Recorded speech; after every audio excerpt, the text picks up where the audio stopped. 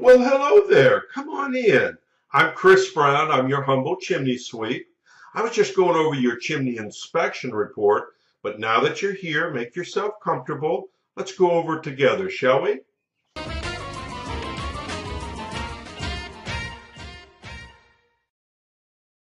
Okay, now let's take a look at the inspection report and see how it reads out.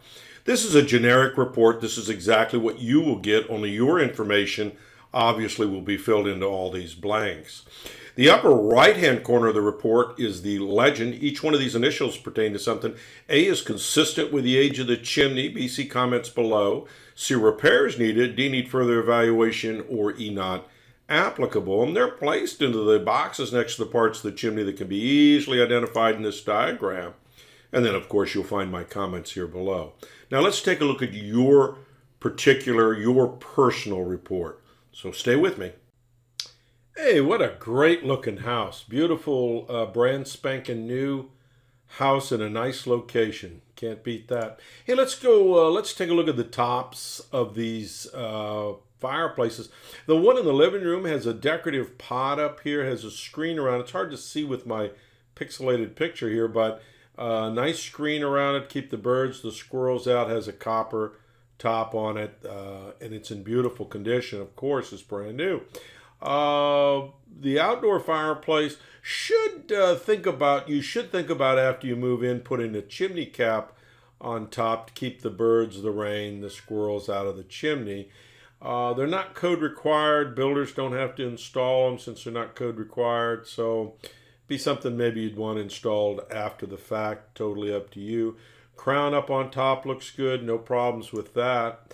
Inside images in the living room. This is a gas unit. It's what is called a direct vent gas unit.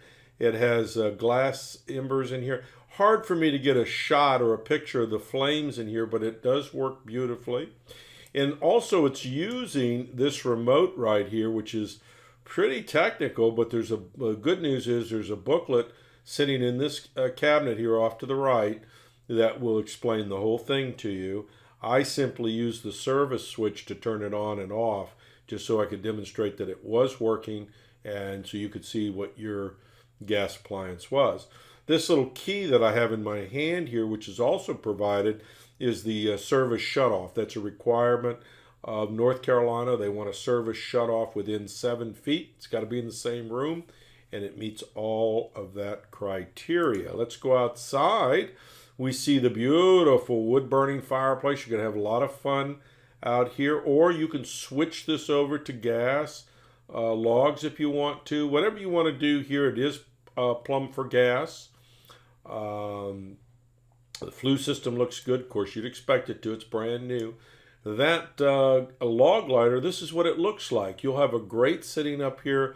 You'll have some natural wood sitting on top of the grate. You can light this up. This key valve on the right-hand side is what operates the gas here.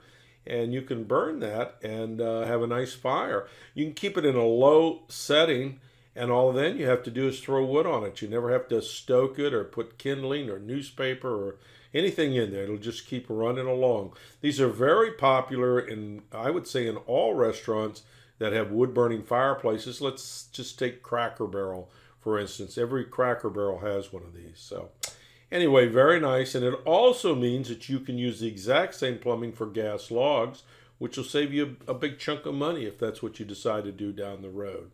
Folks have questions for me, give me a call, 704-526-6348. You can text me on that number. Also, you can email me at chris@affordablesweep.com. Thanks.